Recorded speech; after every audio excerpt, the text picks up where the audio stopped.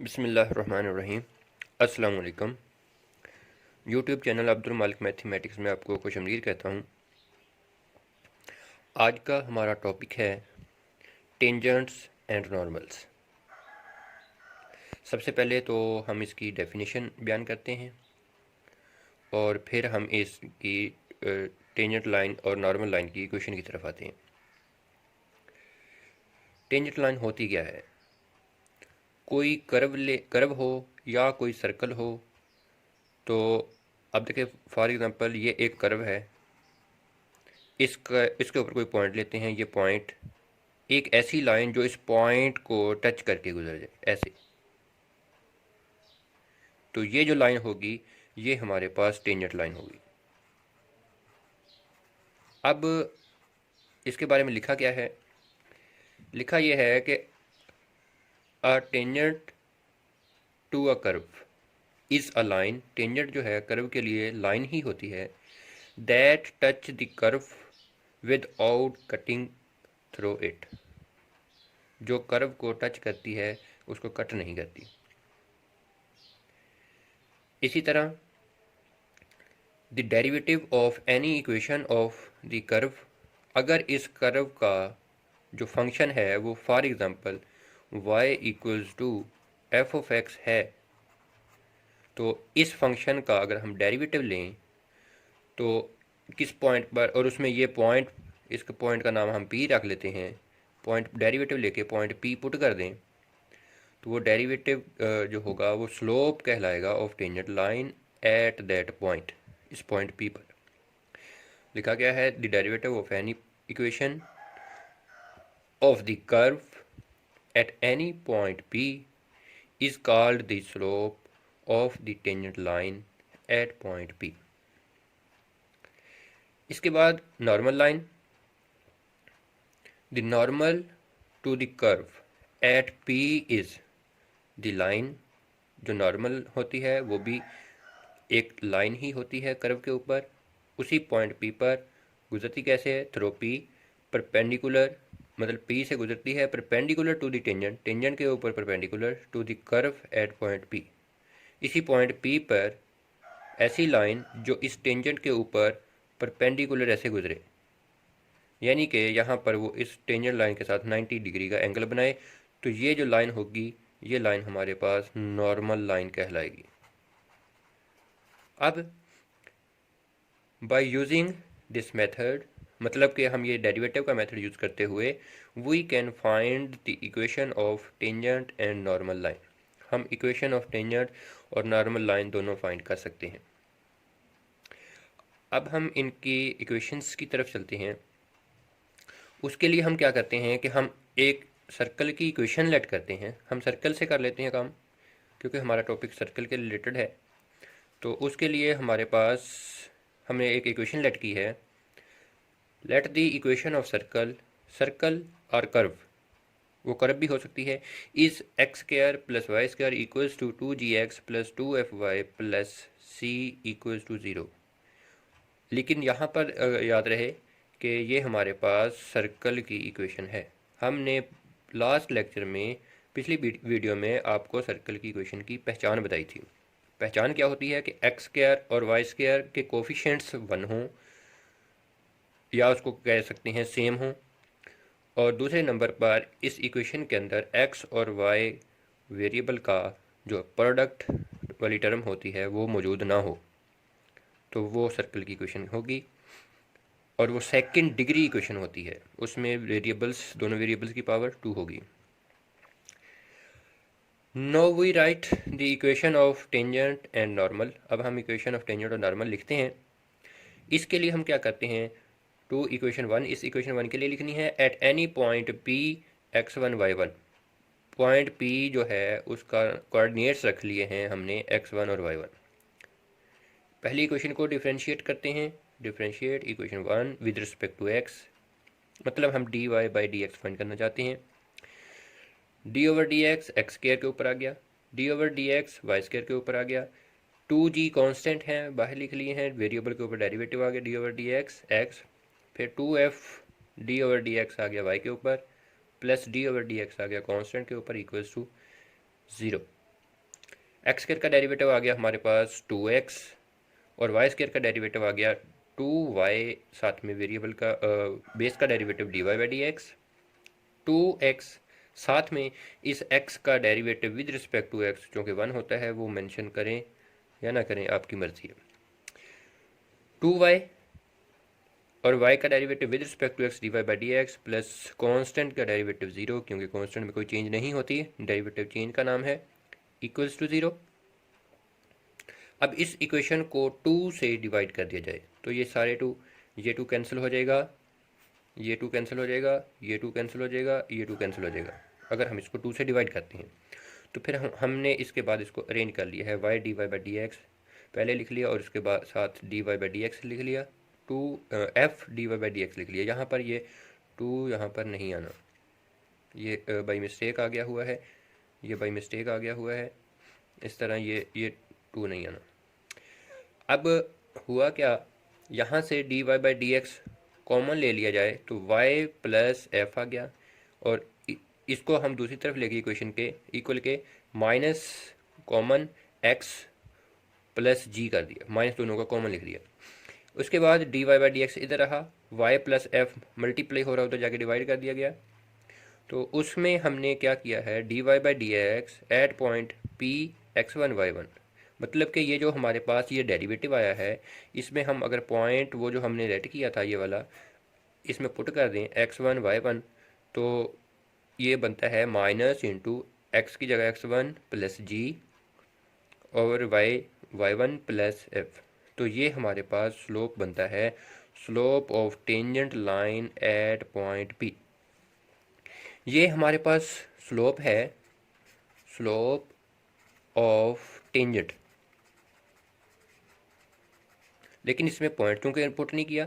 अब हमने इधर ये इसमें पॉइंट पुट कर दिया है, तो ये भी स्लोप ही है, लेकिन स्लोप ऑफ टेंजेंट जो है ये एट पॉइंट P पर है।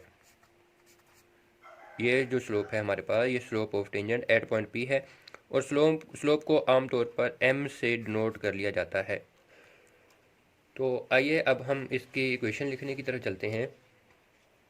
अब हमारे पास स्लोप मिल गया है, स्लोप टेंजेंट लाइन का स्लोप मिल गया, और टेंजेंट लाइन जहाँ कहाँ से गुजर रही है वो पॉइंट मालूम है, वो हमने उसका नाम रखा px1 y1। अब हम क्या करते हैं, हम पॉइंट स्लोप फॉर्म फार्मूला लेते हैं।